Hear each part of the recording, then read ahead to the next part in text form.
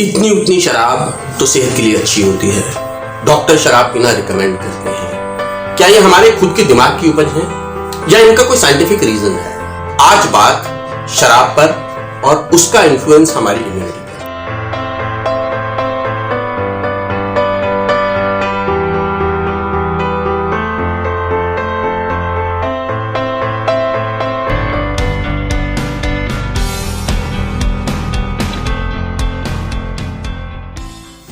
Hello दोस्तों, corona virus या कोविड-19 हमारे समाज में बहुत तेजी से फैल रहा है। इससे बचाव के दो ही तरीके हमारे सामने आए हैं। एक तो है सोशल डिस्टेंसिंग का और दूसरा तरीका है हमारी खुद की इम्यूनिटी। हमारी इम्यूनिटी जो है वो दो हिस्सों में बटी होती है। एक होती है इनेट इम्यूनिटी और एक होती है एक्वायर्ड इम्यूनिटी। इनेट इम्यूनिटी वो होती है जिसको लेकर लगभग हम पैदा होते हैं। हर आदमी की अपनी एक इनेट इम्यूनिटी होती है। एक्वायर्ड इम्यूनिटी जो होती है वो एक्टिव और पैसिव तरीके से काम करती है। हमने अक्सर सुना होगा कि फलां चीज खाने से इम्यूनिटी बढ़ती है, फलां चीज खाने से हमारी इम्यूनिटी कम होती है। तो हमारा आहार जो है वो डिसाइड करता है कि हमारी जो इम्यूनिटी है वो किस तरीके से इन्फ्लुएंस होती है। जो हम खाते पीते हैं उसमें आज बात शराब पर और उसका इन्फ्लुएंस हमारी इम्यूनिटी पर। बहुत से लोग ये आर्गुमेंट देते हैं कि इतनी उतनी शराब तो सेहत के लिए अच्छी होती है, डॉक्टर शराब पीना रिकमेंड करते हैं, मैं तो बहुत अच्छी क्वालिटी की शराब पीता हूं जो सेहत को बिल्कुल नुकसान नहीं करती है। इन सारे आर्गुमेंट्स का रैशनल क्या है? क्या ये हमारे खुद के दिमाग की उपज है या इनका कोई साइंटिफिक रीजन है? इसको थोड़ा स्टडी करना शुरू किया और ये स्टडी हमें लेकर जाती है 1995 में। हालांकि अल्कोहलिज्म के बायोलॉजिकल इफेक्ट पर और कहीं ना कहीं सोशियोलॉजिकल इफेक्ट पर जो स्टडीज थी वो यूएस की येल यूनिवर्सिटी के डिपार्टमेंट ऑफ साइकोलॉजी में 1933 से लेकर 1935 के बीच शुरू हो गई थी। लेकिन 1950 आते आते यूएन ने इसकी गंभीरता को समझा और इस पर रिसर्च को प्रमोट करना शुरू किया। लेकिन शराब का जो कंजम्पशन का जो शराब की खपत थी हमारे समाज में वो बहुत तेजी से उस समय यूरोप और अमेरिका के देशों में बढ़ रही थी, जिसका प्रभाव उस समाज पर दिखने लगा था। बहुत सारी रिसर्च थी जो इस बात को एस्टेब्लिश कर रही थी कि शराब सेहत के लिए अच्छी नहीं है।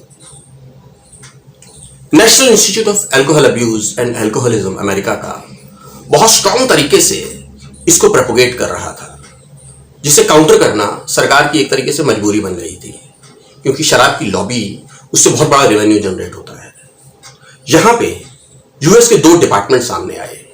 एक था यूएस डिपार्टमेंट ऑफ एग्रीकल्चर और दूसरा था US department of health and human services. इन दो डिपार्टमेंट्स ने गाइडलाइंस जारी की, यूएस गाइडलाइंस फॉर डेयरी। उन्होंने क्या कहा? उन्होंने ये कहा अपनी आउटकम्स में कि एक पैक शराब का, एक ग्लास शराब सेहत के लिए अच्छी है। इस आइडिया को बहुत प्रमोट किया गया। National institute of alcohol abuse and alcoholism ने इसको काउंटर करने के लिए उसी समय एक बयान जारी किया कि इस रिपोर्ट को हम स्टडी बाद में करेंगे, लेकिन फिलहाल 60 साल और उससे ऊपर के लोग इस पर बिल्कुल ध्यान ना दें। इस आइडिया को बहुत बल मिला 1999 आते आते। 1999 और 2000 में एक जे कर्व करके कॉन्सेप्ट आया साइंटिफिक, जिसने इसको बहुत रैशनल दिया और जिसको बहुत साइंटिफिक बैकिंग दी। और वो जे कर्व था क्या? वो जे कर्व कुछ इस तरीके का दिखता था। अगर मैं आपको दिखाऊं तो कार्डियोवैस्कुलर डिजीज, हमारा हार्ट किस तरीके से काम करता है, उस पर ज्यादातर ये स्टडीज हुई थी। और जे कर्व कहता है कि जैसे जैसे हम शराब पीना शुरू करते हैं, हर एक ग्लास के साथ हमारा हार्ट जो है वो डिफरेंट तरीके से फंक्शन करना शुरू करता है। इंटरेस्टिंगली ये कहता है कि ये नॉन ड्रिंकर का हार्ट है जो बिल्कुल शराब नहीं पीता। जैसे जैसे हम शराब पीते हैं, एक पैक पे हमारा हार्ट बहुत अच्छे से फंक्शन करता है, और जैसे जैसे ये शराब बढ़ती चली जाती है, हमारे हार्ट की डिसफंक्शनिंग जो है वो बढ़ने शुरू हो जाती है। लेकिन इसका एक और डायमेंशन भी था। वो डायमेंशन क्या था? महिलाओं और पुरुषों में ये एक जैसा काम नहीं करता। एक ग्लास शराब का वहां तक तो ये लगभग यूनिफॉर्म है, लेकिन उसके बाद महिलाओं में ये बहुत एक्सपोनेंशियली ऊपर जाता है। इसका मतलब ये कि अगर दिल की बीमारी का खतरा पुरुषों में 3 या 4 पैक के बाद आता है, तो महिलाओं में वो 2 या 3 पैक के बाद आना शुरू हो जाता है, या कभी कभी उससे भी कम। यहां मैं जिक्र करना चाहूंगा इटली के डॉक्टर ग्वांतानो का। इटली का एक रिसर्च इंस्टीट्यूट है IRCC, जिसने एक डिपार्टमेंट ऑफ एपिडेमियोलॉजी है। उस डिपार्टमेंट ऑफ एपिडेमियोलॉजी के जो एक सदस्य हैं डॉक्टर ग्वांतानो, उन्होंने 2000 से लेकर 2015 तक ऐसी जे कर्व की स्टडीज को एनालाइज किया, बहुत सारे पेपर पढ़े, और उनका एक आउटकम था। वो आउटकम की डिटेल्ड पेपर हम आपसे बाद में शेयर करेंगे, लेकिन अभी उसके कुछ मुख्य बिंदुओं पर ध्यान देते हैं जो कि आज के हमारे टॉपिक से बहुत मेल खाते हैं। उन्होंने ये कहा कि इस स्टडी की कुछ लिमिटेशंस थी। उन लिमिटेशंस में पहले तो ये था कि ये जो स्टडी है ये हेल्दी लोगों पर की गई थी, जिनका हेल्थ एंड हाइजीन का पैरामीटर बहुत अच्छा है। दूसरी लिमिटेशन ये थी कि ये स्टडी जो है बाकी की जो कोमॉर्बिडिटी है, जो बाकी की बीमारियां हैं, उस पर ध्यान नहीं देती। हर देश का एक ग्लोबल बर्डन ऑफ डिजीज होता है। मतलब जैसे भारत में डिजीज का पैटर्न अलग है, यूरोप में अलग है, अमेरिका में अलग है, ऑस्ट्रेलिया में अलग अलग तरीके की बीमारियां होती हैं। इन बीमारियों को इस स्टडी में कंसिडर नहीं किया गया। एक और क्रिटिसिज्म था, वो ये था कि जो इनका जो सैंपल साइज का एज ग्रुप है वो ज्यादातर यंग एडल्ट्स थे। एक और आउटकम है जिस पर मैं बाद में फोकस करूंगा। लेकिन 2017 तक आते आते एक और स्टडी लैंसेट ने पब्लिश की। वो लैंसेट की स्टडी क्या कहती है?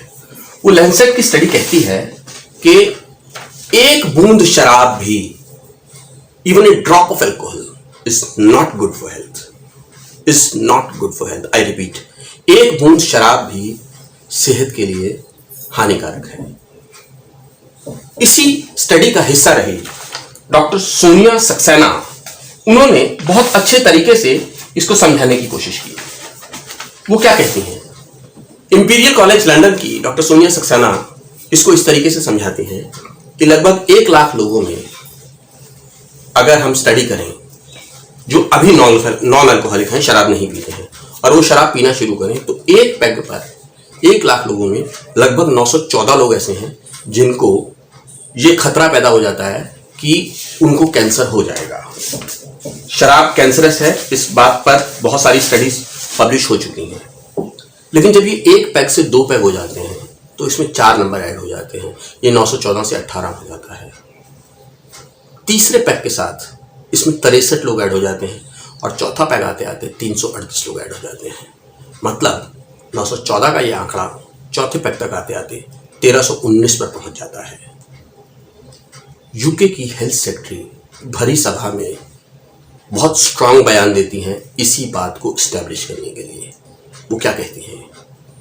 वो कहती हैं कि जब भी मैं अपने वाइन का पैक देखती हूँ तो मैं सोचती हूँ कि क्या मैं अपने ब्रेस्ट कैंसर की पॉसिबिलिटी को बढ़ाना चाहती हूँ, क्योंकि रिसर्च ये कहती है कि अमूमन औरतों में 22% चांसेस होते हैं ब्रेस्ट कैंसर के, और जैसे ही वो 1 पैक पीती है कोई महिला, तो ये 22% चांसेस जो है वो 24% पे आ जाते हैं।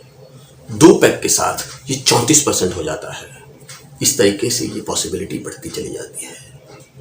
क्या हम अपने आप से ये सवाल पूछेंगे कि ये जो शराब का गिलास है, ये उठाने से पहले क्या मैं अपने कोरोना वायरस के रिस्क को बढ़ाना चाहता हूँ, अपनी दूसरी बीमारियों के रिस्क को बढ़ाना चाहता हूँ? भारत में कैंसर के केसेस किसी रिसर्च के मोहताज नहीं है। हमारे अगल बगल, हमारे माशरे में, हमारे मोहल्लों में, हमारे पड़ोस में हमें गाहे बगाहे ऐसे केसेस देखने को मिल जाते हैं जो कुछ नहीं खाते पीते, अगर सादी भाषा में कहूँ, लेकिन उनको कैंसर होता है। सोचिए, शराब हमारे कैंसर के रिस्क को कितना बढ़ाती है। डॉक्टर ग्वांतानो की रिसर्च का एक बहुत इंपॉर्टेंट हिस्सा जो मैं आपके साथ अब शेयर कर रहा हूँ, ये जो जस्टिफिकेशन है कि शराब सेहत के लिए अच्छी है, उन लोगों को कतई एक्सेप्ट नहीं करना चाहिए जो लोग अभी शराब नहीं पीते, ये सोचकर कि शराब तो सेहत के लिए अच्छी है। और मैं रिक्वेस्ट करता हूँ उन लोगों से जो आज की डेट में शराब पीते हैं, थोड़ी पीते होंगे, ज़्यादा पीते होंगे। ये आर्ग्यूमेंट कम से कम उन लोगों को सर्व ना करें जो अभी शराब नहीं पीते, क्योंकि डॉक्टर गोयनतानो का मानना है कि ये सेहत को खराब करेगा और समाज में गिरावट लाएगा। आज के इस वीडियो का एंड सिर्फ एक सवाल से, कि क्या अपने पेग से पहले उस जस्टिफिकेशन को पीछे छोड़कर हम अपने आप से ये सवाल पूछेंगे कि क्या मैं अपने रिस्क को, अपनी हेल्थ को बढ़ाना चाहता हूँ। दुर्भाग्य ये है दोस्तों कि जब तक किसी भी बीमारी का आंकड़ा मौत से जोड़कर ना देखा जाए, हमें उसकी गंभीरता का पता नहीं लगता। गिरावट और भी बहुत होती हैं, बीमारियां और भी बहुत तरीके से हमें इन्फ्लुएंस करती हैं। मुद्दा यही है कि क्या हम अपने आप से ये सवाल पूछेंगे कि ये शराब का पैक मेरी सेहत को खराब करेगा, क्या मैं इसे उठाना चाहता हूँ। धन्यवाद।